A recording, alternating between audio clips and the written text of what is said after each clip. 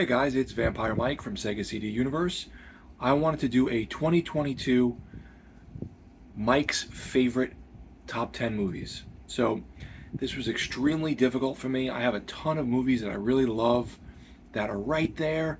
So, I pulled out my top 10 favorite films and then two honorary mentions that sort of move in and out of that, or maybe I haven't watched in a while. So, we'll start off with I've spoken about Chopper numerous times on this channel. This is the Australian Blu-ray, which is Region A compatible, and it's about a criminal from Australia who's since passed away named Mark Brandon Reed, aka Chopper, and he's a very funny, charismatic criminal. He's played by Eric Bana in this film. It's almost like a loose adaptation of, I guess, his books and his life. Funny, interesting, violent, you see why people liked him.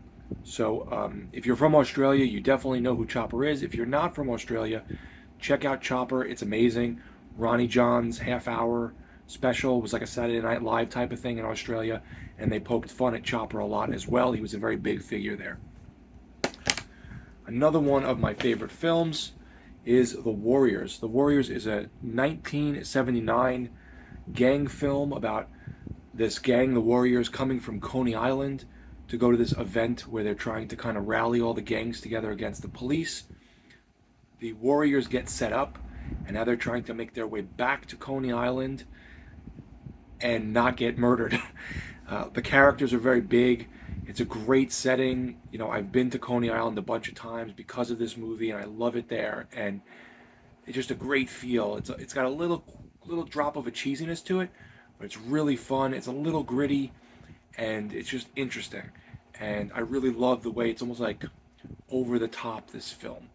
Music's good, characters are good, setting's awesome, just phenomenal. I go back to this movie very, very often. Another one of my favorites is The Lost Boys, hence the name Vampire Mike. The Lost Boys is a vampire movie from the 80s that I grew up on. It was always The Lost Boys, The Goonies, and sometimes I'd throw in there Return to Oz with Fairuza Balk. And this is the 3-pack Blu-ray. The first movie is by far the best. The other two are okay, but it's about this family that moves to California. The older brother gets involved in this gang that happens to possibly be made up of vampires, and carnage ensues. It's got that kind of teeny bopper aesthetic, you know, Corey Haim, Corey Feldman thing going on. A little bit of darkness, but not scary. Very cool movie. So some people make fun of it. They compare it to Twilight. It's a great film. Don't listen to them. Another one of my favorites, which I've spoken about rather recently, Johnny Mnemonic. So I love cyberpunk movies. There's a few in here, actually. Johnny Mnemonic was a precursor to the Matrix films that was based off of a short story by William Gibson, who was the godfather of cyberpunk. And it's about Keanu Reeves, who is the main character, Johnny, and he upgrades the memory storage in his brain. He overloads it and starts to decay throughout the film. And he's being chased by these Yakuza who are going after him and trying to get the data out of his head and kill him. Great cyberpunk, kind of cheesy in a way, fun stuff at the time in the 90s that you would have not imagined was happening now, that some of it is. So it's just a great film. Not as serious as The Matrix, but it's very good. And here we have the color version on Blu-ray and the black and white. The black and white version looks great. If you like the movie, it's awesome. It totally puts a different depth to the film.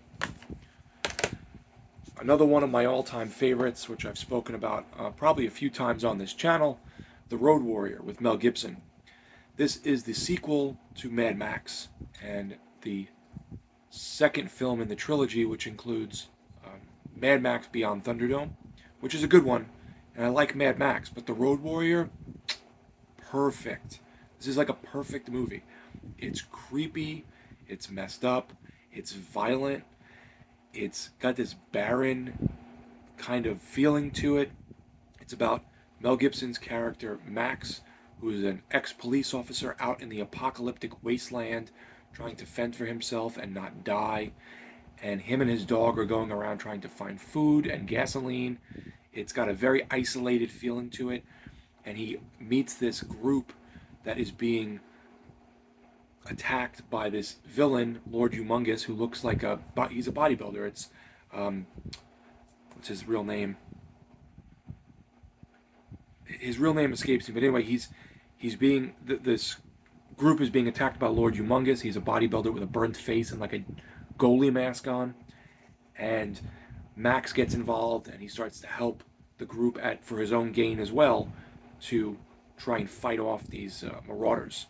Really intense. Creeped me out as a kid, and I just love it. It's an amazing, amazing film. Another one of my favorites is Planet of the Apes. So I love all 5 of the original movies. The reboots were good, but these 5 originals are just awesome. The first movie, I probably don't have to explain. It's about this guy that lands on the Planet of the Apes, and he's trying to figure out what's going on, and he's shackled and tied up, and they can't believe that a human can speak because everyone else is apes. It's got a creepy weirdness to it. It has some social commentary. It's an amazing film. If you've never seen Planet of the Apes, even though some of the costumes are a little cheesier now because of the rubber masks, which I still think look good, check out Planet of the Apes. The sequels are all great. They vary from apocalyptic films to more of a comedic, dark tone. But the Planet of the Apes series is great. At least watch 1. But I would recommend all 5. Another one of my favorites is Brazil. This is Terry Gilliam's masterpiece. It is a dystopian, cyberpunk, kind of futuristic film. Dry, sort of dark humor about Jonathan Pryce, that's the actor, not the character, who is working this sort of dead-end job. He was promoted recently, or is about to be promoted, and he doesn't really want to take the promotion, and he's very sort of lackadaisical and lazy, and he meets this woman, and it's love at first sight.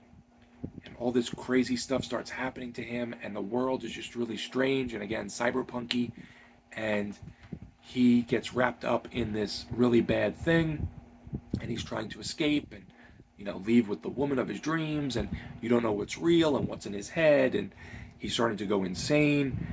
It's very difficult to explain. It's funny.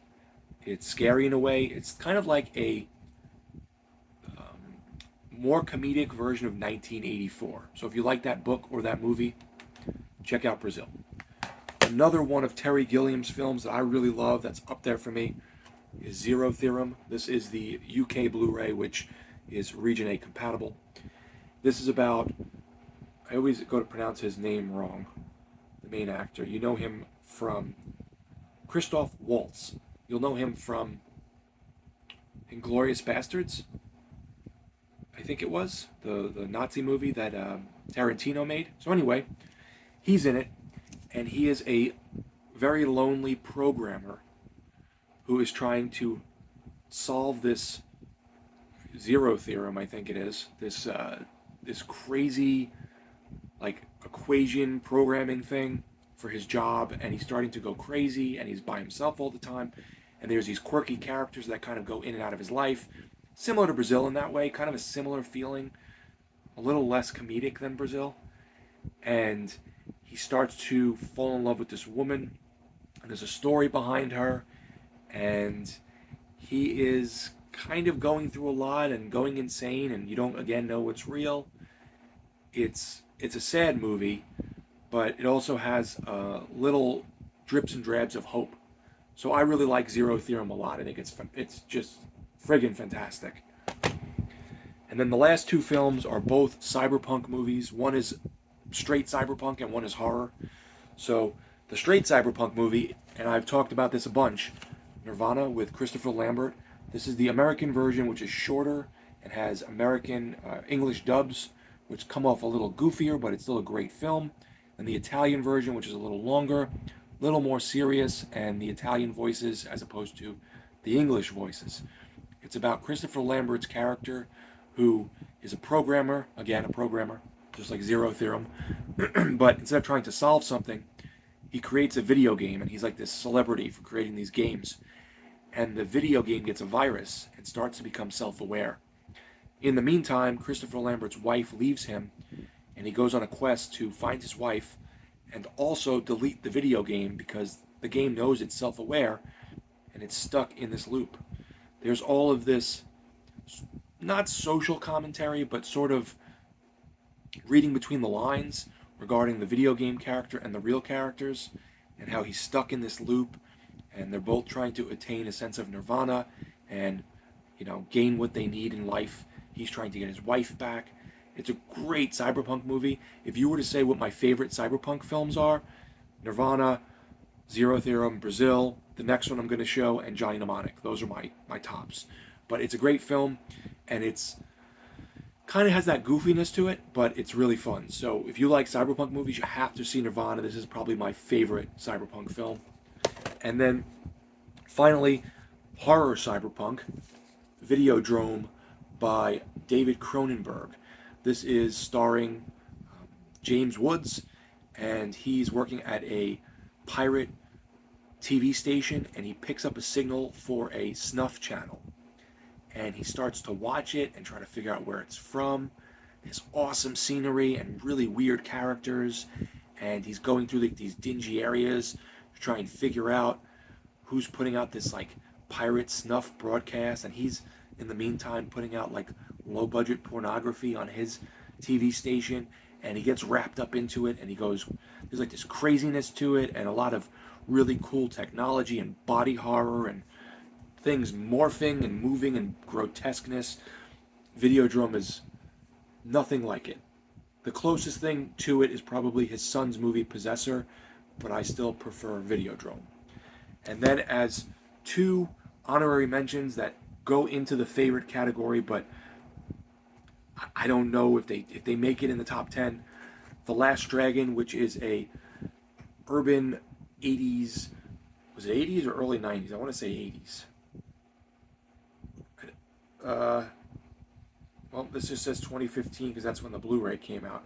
But anyway, I'm going to say 80s. It was a urban 80s karate movie, and it's about Bruce Leroy, who is this kind of Bruce Lee, but black copycat.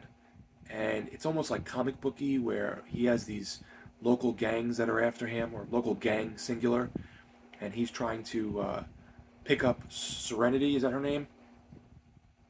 I